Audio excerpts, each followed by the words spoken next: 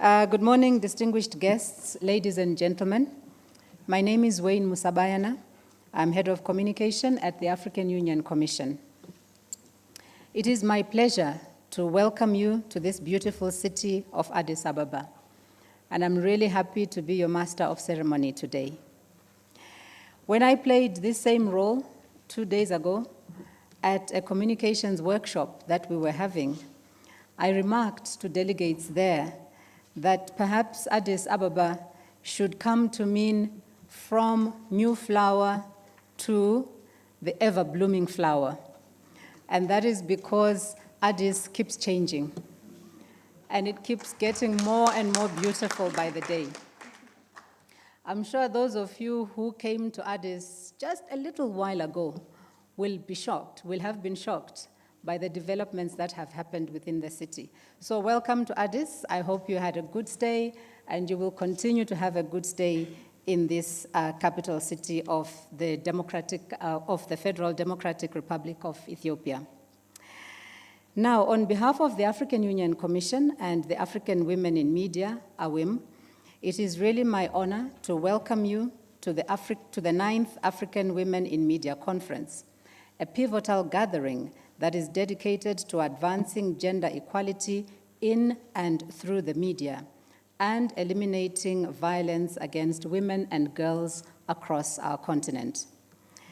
This high-level convening comes at a time when our continent, Africa, is strengthening its commitment to gender equality, anchored in frameworks such as the African Union Convention to End Violence Against Women and Girls, the Maputo Protocol, the AU Gender Policy, the African Charter on Human and People's Rights, the African Charter on the Rights and Welfare of the Child, and our Continental Development Framework, Agenda 2063.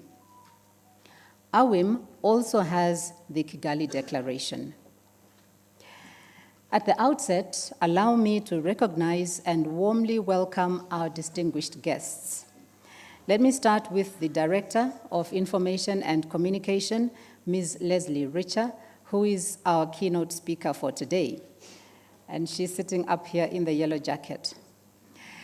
Also, a very warm welcome to Honorable Gerisha Topsit-Sono, who is the African Union Special Rapporteur on freedom of expression and access to information.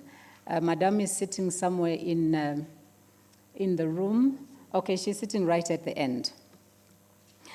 Also, Mr. David Goodish, who is the Deputy Permanent Observer of GIZ to the African Union, and he is from the German Embassy. Dr. Yemisi Akinbobola, the co-founder and CEO of AWiM. She's sitting to my left, right here.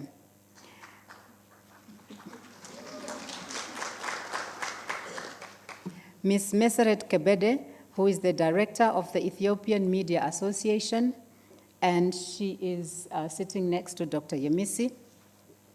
And finally, Mr. Jonathan Tesfaye, who is the Deputy Director of the Ethiopian Media Authority. I think he's sitting right here up in the front. Welcome, sir. I want to thank all our honored guests for gracing this occasion. Now, I am really pleased to see so many delegates attending this conference. I can see that there is great energy, there is great anticipation, and there's great expectation. And I'm sure that we are all really waiting to make our contributions for the success of this conference. We are all here because of our commitment to strengthening gender and youth representation and experiences in media across Africa. I think that before we get into the serious business of the day, we need to take just a few minutes to celebrate our commitment to that cause, which has brought us from all corners of Africa and the globe. So what we will do is I will call out the names of different industries that are represented here, and those who belong to those industries will then respond with any fun affirmation. Yeah? We are together? So, for example, if I call on the employees of the African Union, they could stand up and they could shout, yay, they could whistle, they could clap, or they could even stand up and dance, or any other expression that comes to your mind. It is really an individual choice. Are we ready to start? Yes. Okay. So first, let me call on technology experts. Do we have tech experts in the crowd? No? Okay. Next, we go on to media professionals and organizations. Welcome to Addis. Then we have policymakers and regulatory bodies. Yes, we have somebody here. All right. Then we have academics and researchers. Civil society organizations. Those who are coming from the communication workshop that we had over the past 2 days. Welcome. Now, in the last category, I'm really expecting a big applause. Those who are fighting for the empowerment of media women in Africa.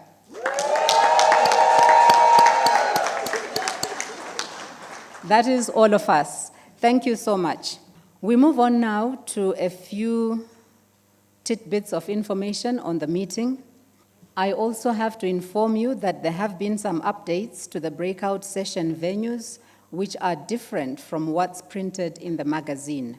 So please consult the app WOVA for the updated program so that you do not go to the wrong room. Ushers and hostesses are available to guide you. And then the last announcement is that the gala dinner tomorrow will be by invitation only. So if you have not yet received your invitation, please speak to the AWiM team.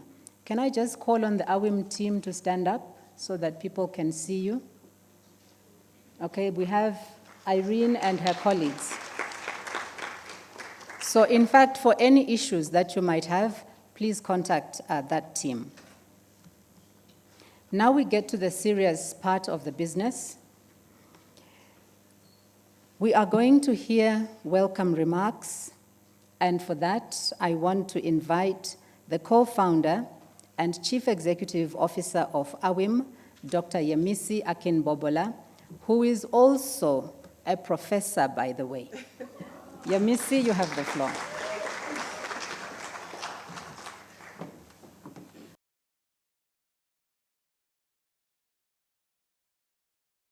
I need to stand on the stool because I'm shorter, unfortunately. Ms. Leslie Richer, Director of Information and Communication at African Union, Honorable Geresha Topsisonu, Special Advisor, Special Rapporteur on Freedom of Expression and Access to Information in Africa, Mr. David Gudish, Deputy Permanent Observer of Germany to the African Union, Mr. Jonathan Tesfaye, Deputy Director of the Ethiopian Media Authority, Ms. Meseret Kebede, Director of the Ethiopian Media Women Association, distinguished guests, friends, colleagues, good morning, and welcome to the 9th African Women in Media Conference. Now, I cannot begin without saying how deeply meaningful it is that we are here in Addis Ababa.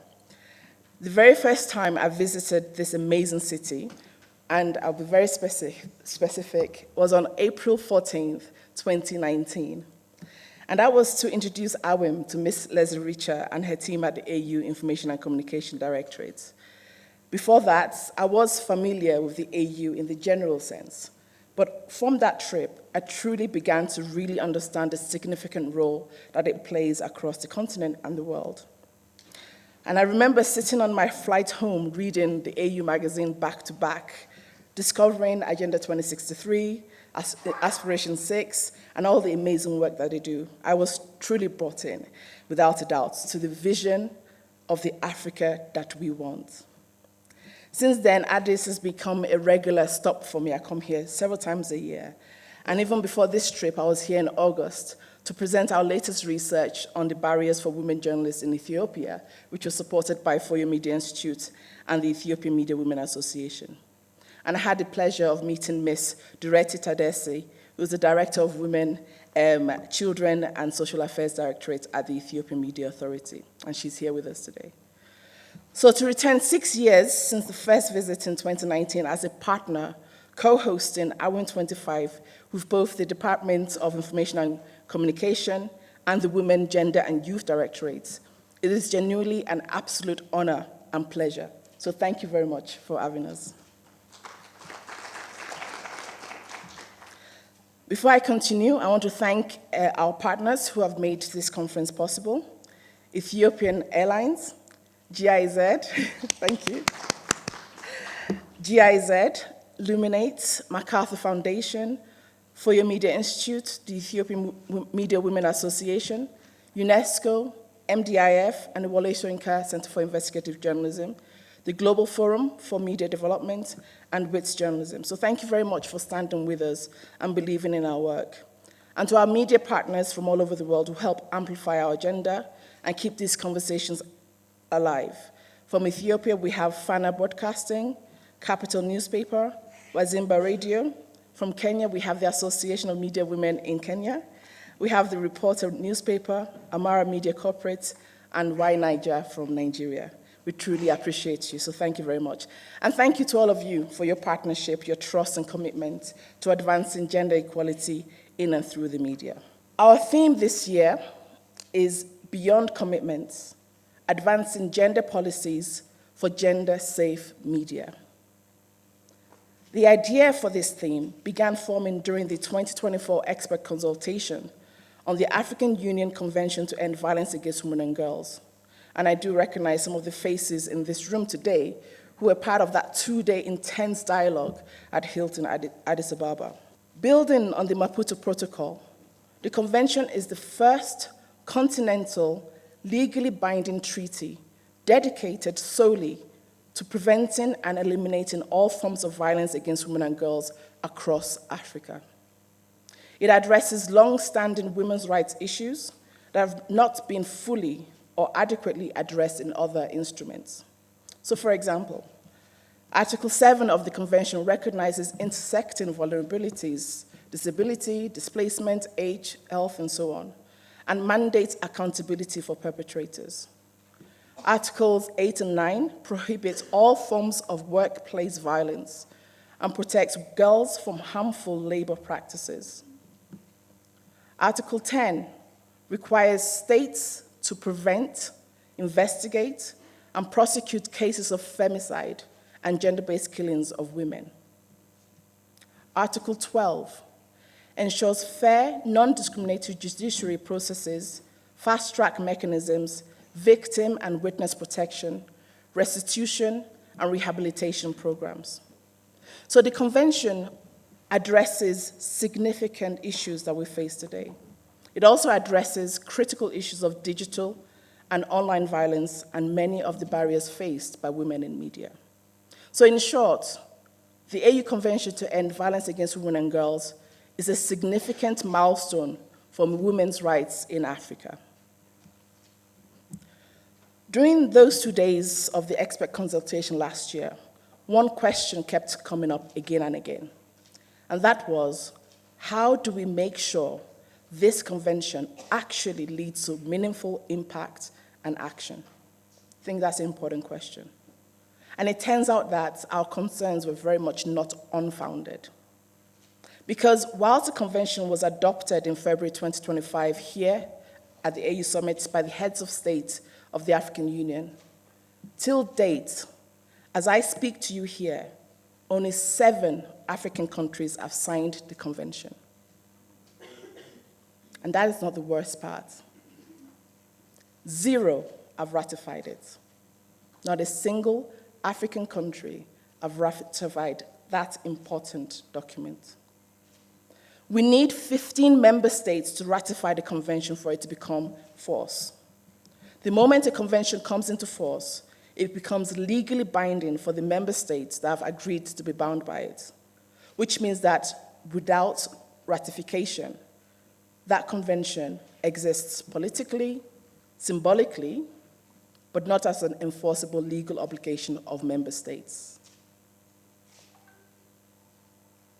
So what can we, the African women in media community, do about this? At the most basic level, it's about raising awareness and demystifying.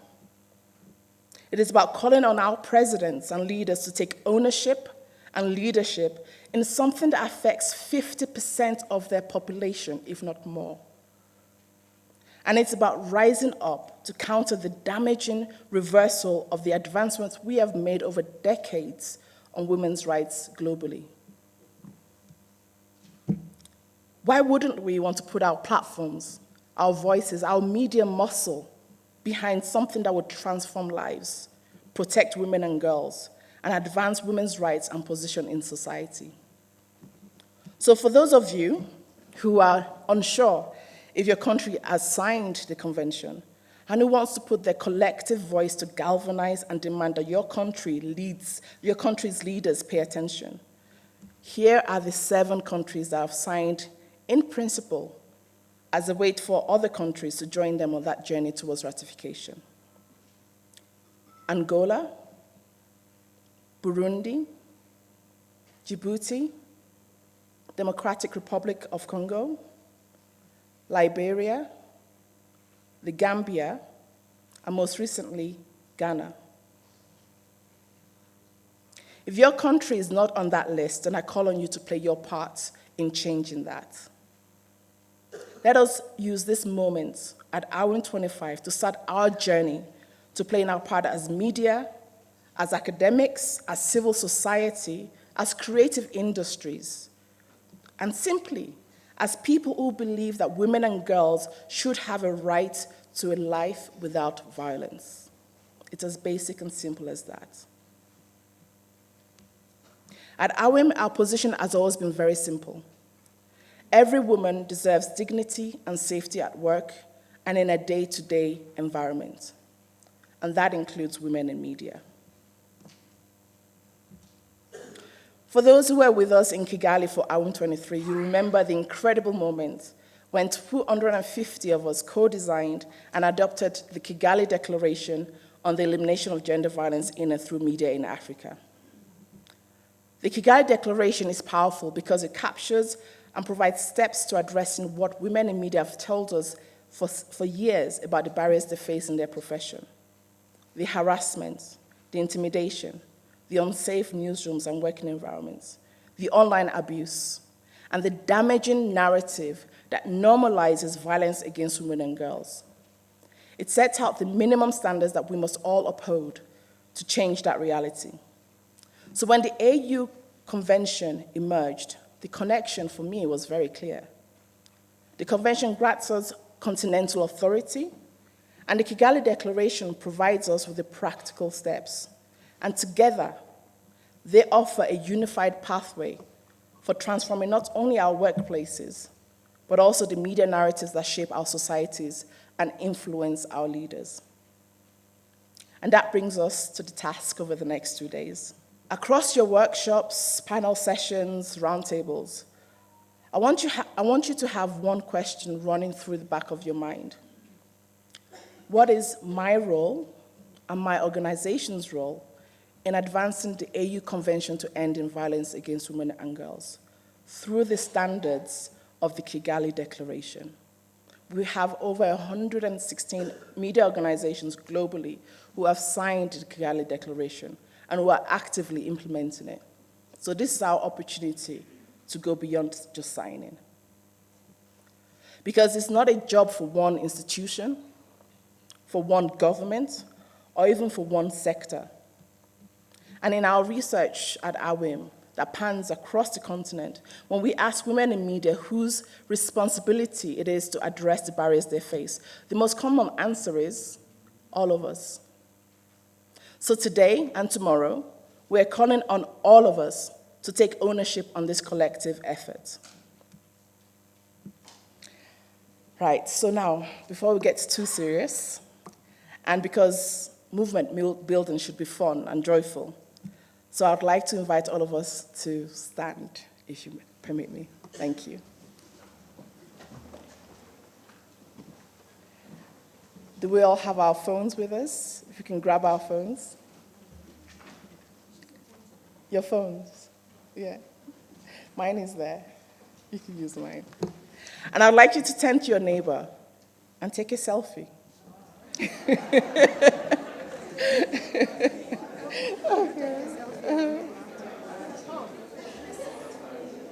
selfie with your neighbor? Yeah, with your neighbor. Wait.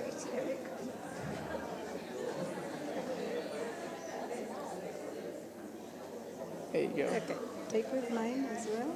No, I have things to want. Okay. Yeah, so you'll send this. Yeah, I will. Shall I take with you guys? Okay. Okay, all right. All right, that's beautiful. Thank you all. Please sit down.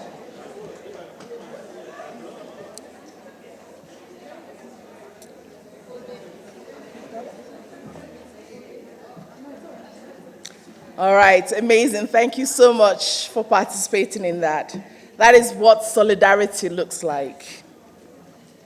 Thank you. Over the past 18 months, we have been listening deeply to the AWiM community, asking what you need from us, what we've done well, and where we need to improve. And today, it is with great pleasure that we launch our AWiM 2030 vision. AWiM 2030 focuses our, thank you.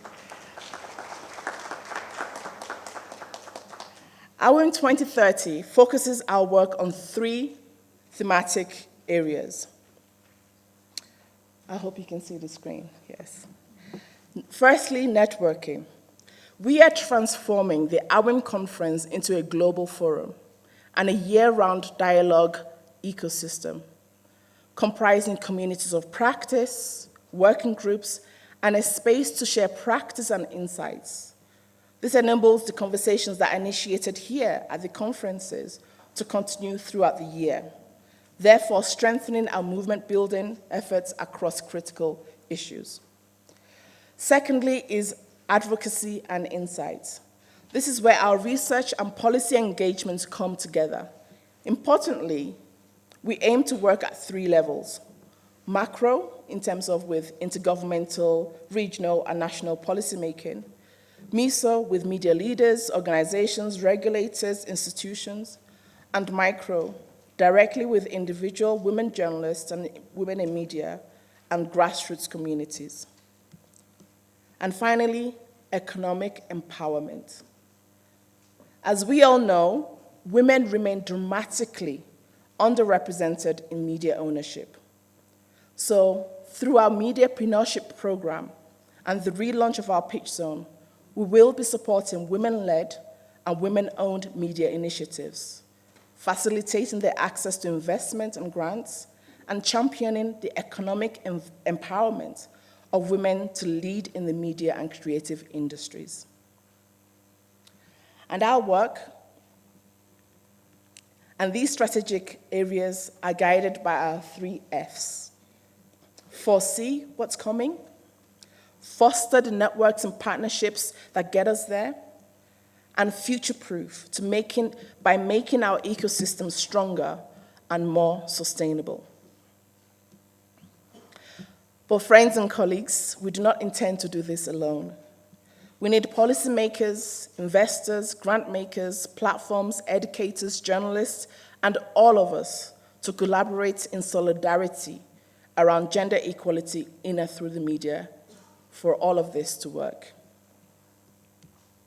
Finally, as we begin our journey over the next 2 days at AWiM25, I want to remind us of the question I put to you at the beginning and add a second one. So over the course of these 2 days, please recall these 2 questions. What is my role and my organization's role in advancing the African Union Convention to End Violence Against Women and Girls through the standards of the Kigali Declaration on the Elimination of Gender Violence in and through the media. And secondly, what can we build together across borders, across sectors, across generations to make Africa media safer, fairer for women? So thank you for being here. Thank you for your commitment to promoting gender equality in and through media. Thank you for believing in the collective power of African women's voices. Welcome to Addis Ababa. Welcome to AWiM25, and let's make the most of the next 2 days. Thank you very much.